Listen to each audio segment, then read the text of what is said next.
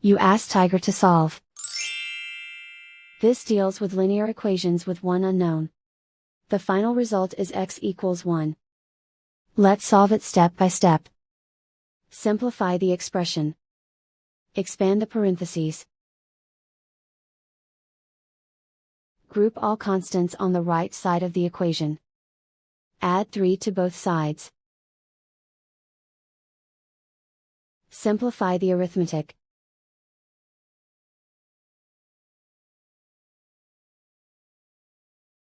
Isolate the x. Divide both sides by -5.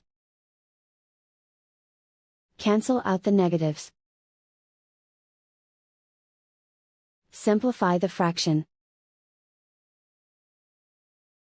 Cancel out the negatives. Simplify the fraction.